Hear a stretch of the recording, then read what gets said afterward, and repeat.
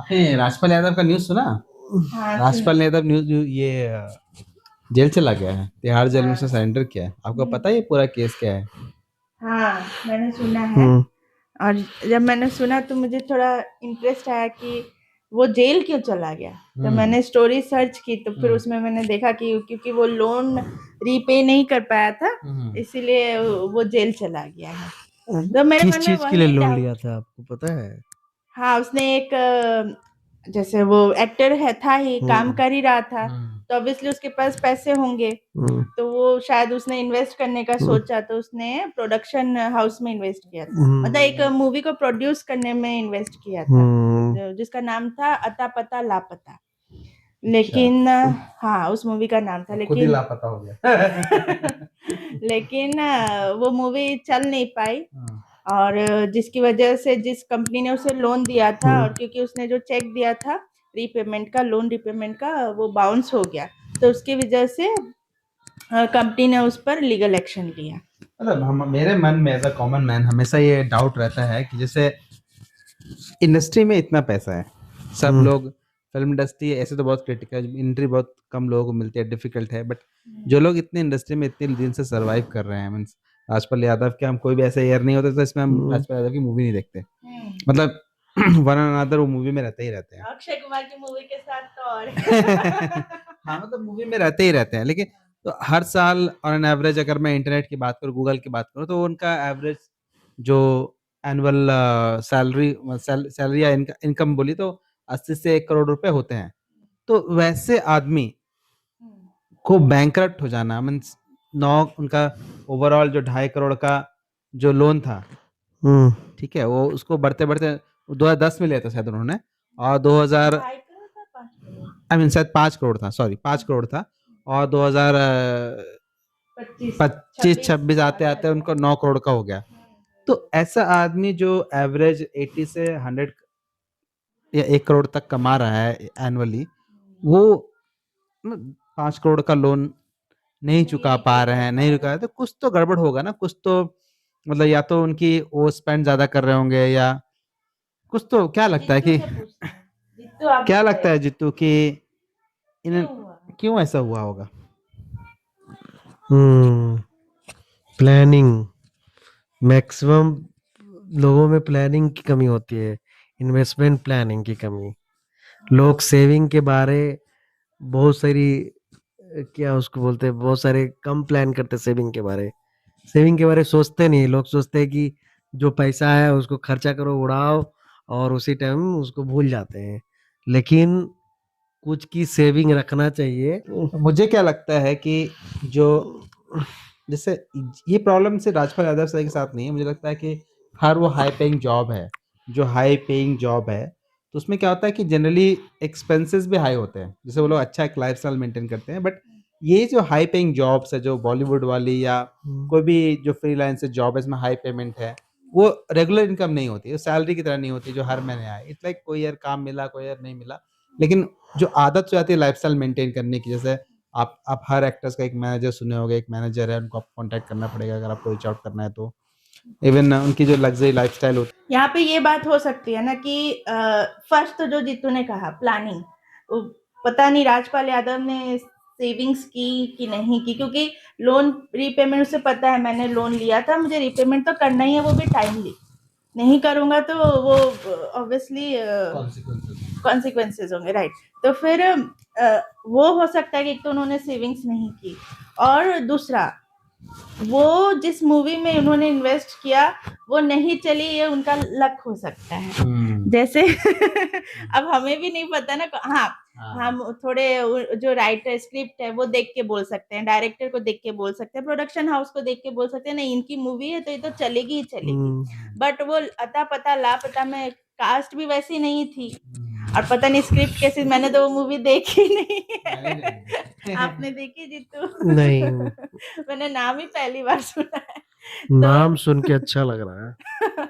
आप देखने का मन हो रहा है कि कैसी मूवी थी जो नहीं चली, और हम्म तो ये बात है, क्योंकि मोस्ट ऑफ द जो एक्टर्स होते हैं, राजपाल यादव तो मैंने कभी नहीं देखा कि उनका गैप आया है उनके कैरियर में। हाँ और बात सही है। जब कैरियर में गैप नहीं आया हम्म, तो ऑब्वियसली उन्हें पैसे की कमी नहीं होनी चाहिए, क्योंकि जब आप एक फिल्म करते हैं और अगर आप सपोर्टिंग कास्ट है ना, तो आपका एक सैलरी फिक्स होता है। मूवी चाहे हिट हो चाहे फ्लॉप हो, आपको उतनी सैलरी मिलनी है तो मिलती ही है, ठीक है ना। तो राजपाल यादव को मतलब पैसा तो आना ही चाहिए, क्योंकि वो लगभग हर मूवी में दिख ही जाते हैं।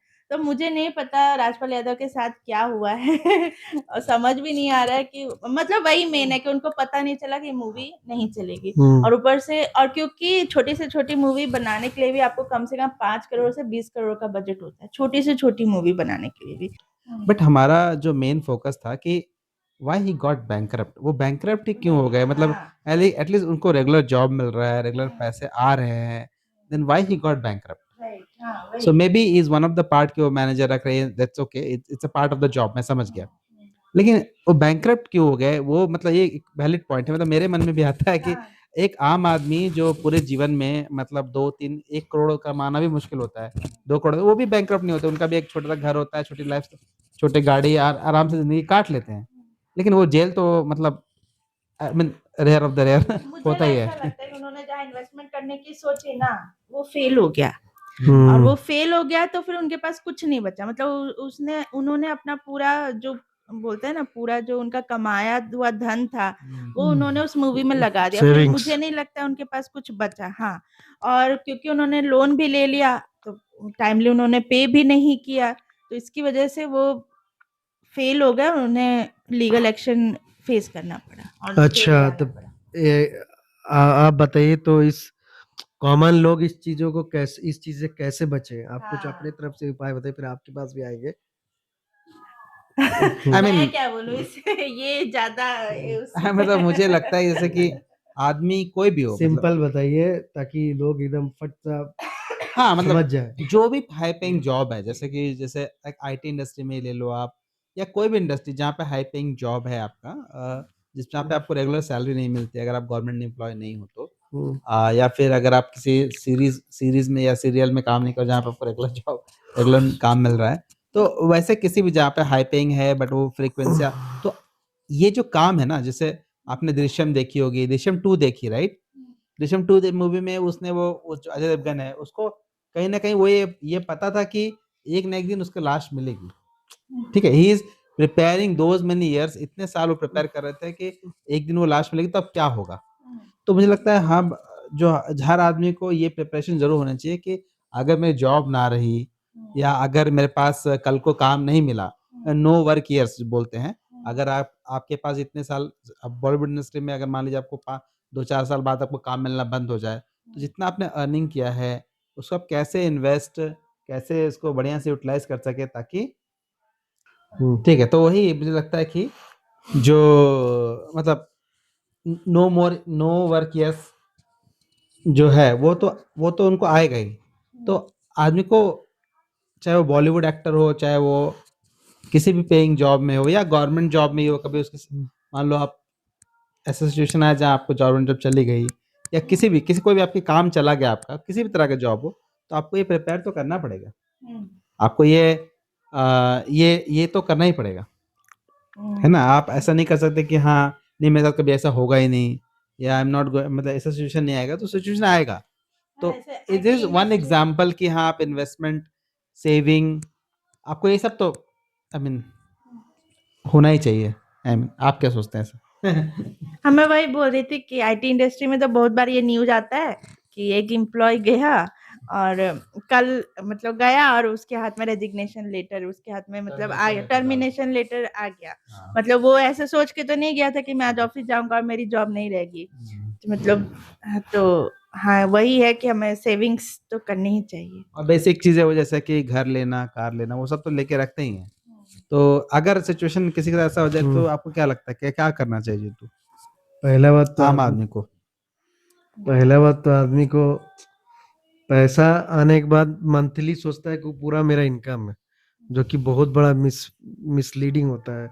लोग उस ईएमआई पे घर खरीद लेते हैं, फिर लगातार उस पे फिर गाड़ी भी खरीद लेते हैं। मेरे हिसाब से सिंपल लॉजिक है, आपका सैलरी अगर ईएमआई है तो आपके सैलरी का मैक्स टू मैक्स 30% ही रहना चाहिए। अब लोग क्या गलती करते हैं, जैसे अब मान ले कि एक ईएमआई पे ले लिए फिर 40% का, फिर कुछ दिन बाद वो सोचेंगे कि 6 महीने बाद वो पेन भूल जाते हैं, उनको एडजस्टमेंट आ जाता है उस ईएमआई के साथ। तो वो लोग फिर कुछ नया लाइफ में आता है, तो जैसे गाड़ी खरीद लिए, वो बॉर्डर क्रॉस कर जाते हैं। उन बेसिक हमेशा मेरे हिसाब से मेरा रूल ये है कि ईएमआई आपका इनकम का 30% होना चाहिए, ताकि क्योंकि अगर 30% है आपका तो एटलीस्ट 1 महीने में आप 2 महीने का ईएमआई का पैसा बचा सकते हैं। Means if you work for 1 year you will save money for the next 1 year. That will be a one better reason, because आप प्राइवेट जवान कहीं पे भी काम कर रहे हो, प्राइवेट सेक्टर में ये सब हो सकता है, मेरे साथ भी हो सकता है तो मुझे लगता है ये रूल बहुत अच्छा है। यू शुड बी, मतलब आपको 30 आपके इनकम का 30% ही मेंटेन करना है। बट ये लोग नहीं कर पाते, कहीं पे भी नहीं कर पाते हैं। इवन मैं जो बोल रहा हूँ, क्योंकि स्टार्टिंग में लगता है ये ईएमआई है कैसे देंगे, बट 6 महीने 7 महीने बीतने के बाद क्या होता है, लोग स्ट्रीमलाइन हो जाते हैं।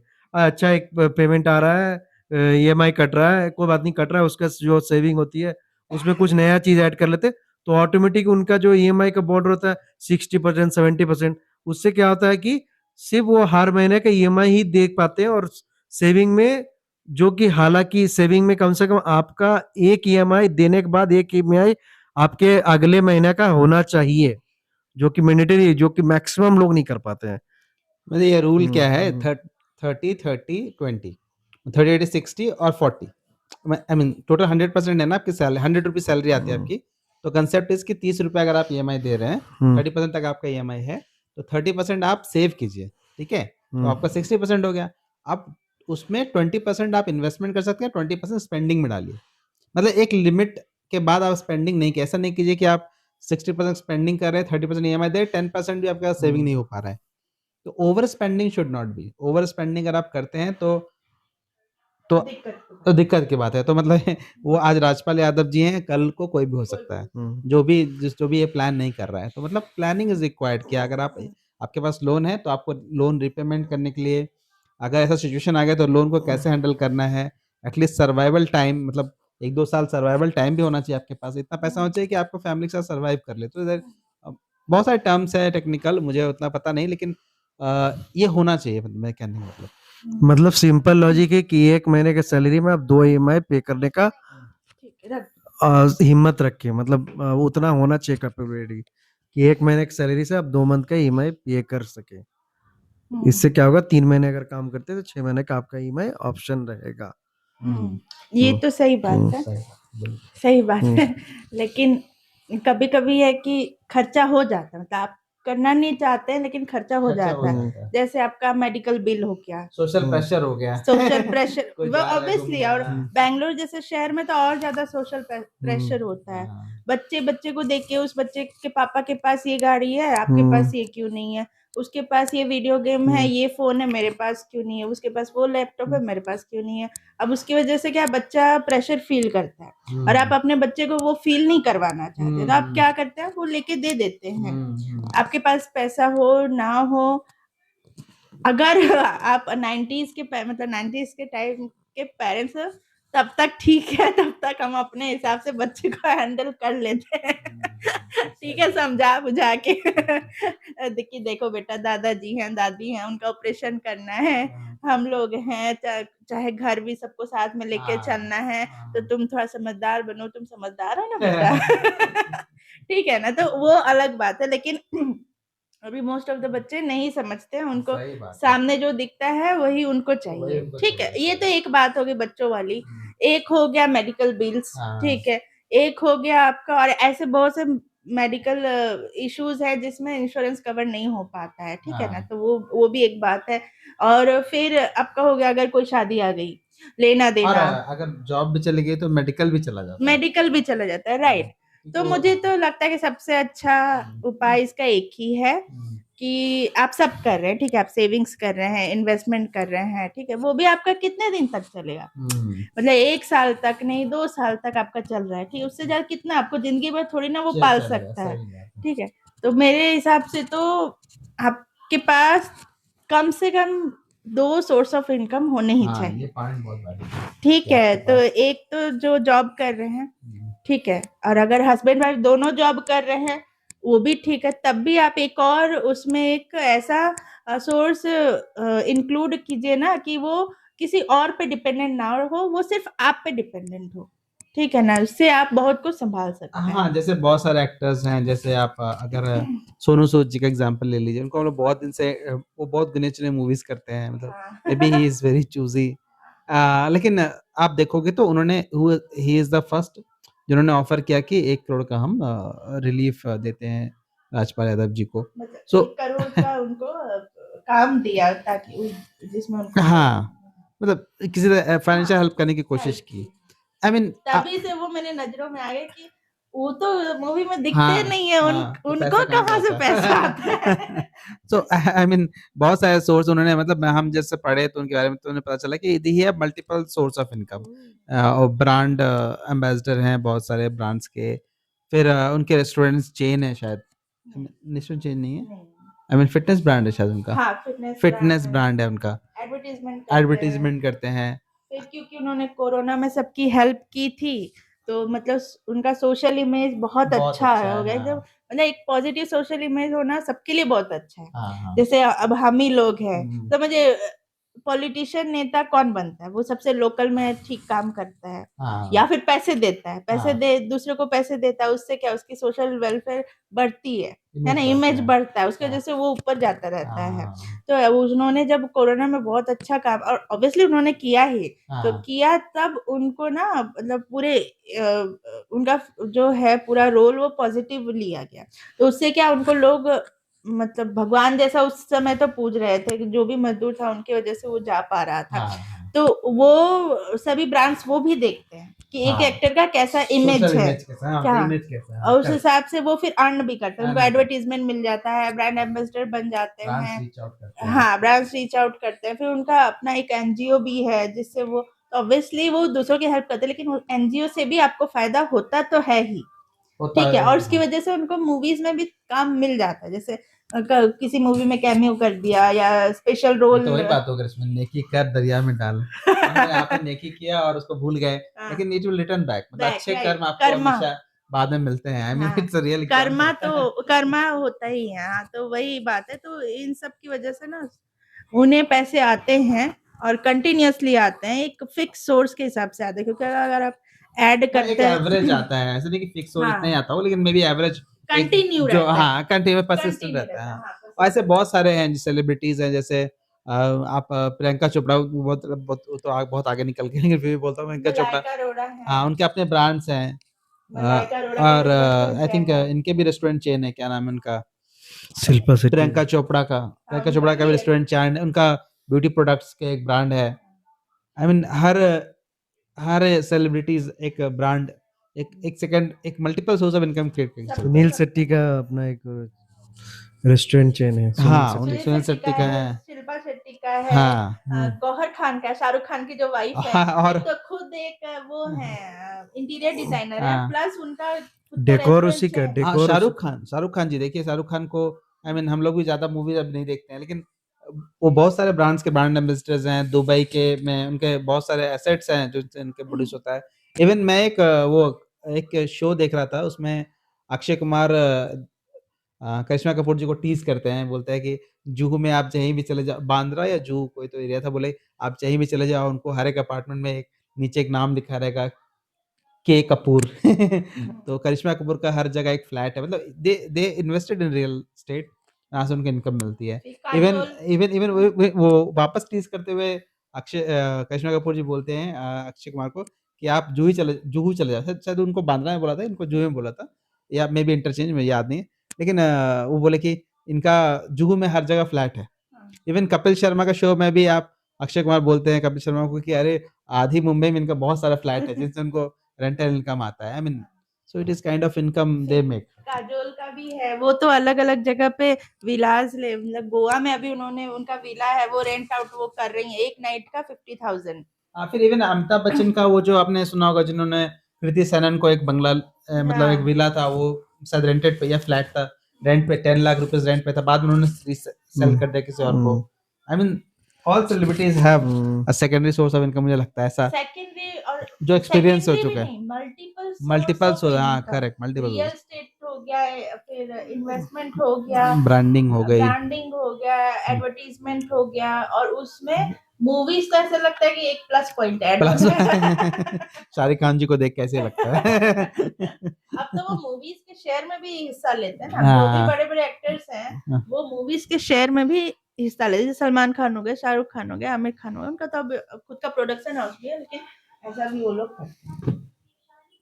तो यही है, आम आदमी को भी इसी तरीके से, उतना पैसा तो है नहीं आम आदमी के पास, हाँ। बट आम आदमी के पास बट जिस दिमाग लेवल है पे और है, उस मेहनत लेवल है, पे थोड़ा बहुत तो कर ही सकता कर है। ही सकता है। हाँ, वही And अपना multiple दिमाग source of लगा और- के, इतना पैसा है, हिम्मत करके, थोड़ा मेहनत करके, क्योंकि आपको जॉब भी करना है। तो यही था हमारे आज का हमारे जो कॉमन आदमी है उसमें जो हमेशा सवाल रहता है कि मतलब कोई भी हाई पेइंग जॉब, जैसे राजपाल यादव जी हो गए, या कोई भी जो हाई पेइंग जॉब करता है, तो ये रिस्क तो रहता है, तो आपको हमेशा ये रिस्क के लिए थोड़ा प्रिपरेशन तो करना ही Preparation चाहिए। करना है। उसका एक ही वही एक ही last solution है कि solution है कि आप मल्टीपल सोर्सेस सोर्सेस पे, हाँ, शुरू करने का कोशिश कीजिए।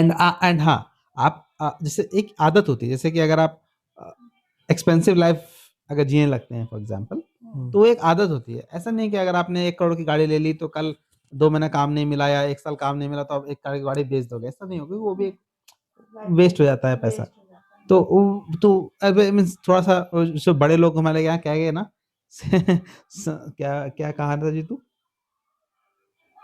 चले चाल शादा तो निभे बाप दादा, ये कहावत थी, बहुत फेमस है, मम्मी हमेशा बोलते हैं, लोग याद हुई तो कि आप हमेशा थोड़ा सादगी मेंटेन कीजिए ताकि आप बहुत दूर तक जा सके। तो यही था हमारा आज का टॉपिक। थैंक यू, एंड हमारे चैनल को लाइक, शेयर एंड सब्सक्राइब जरूर करें। शेयर करें।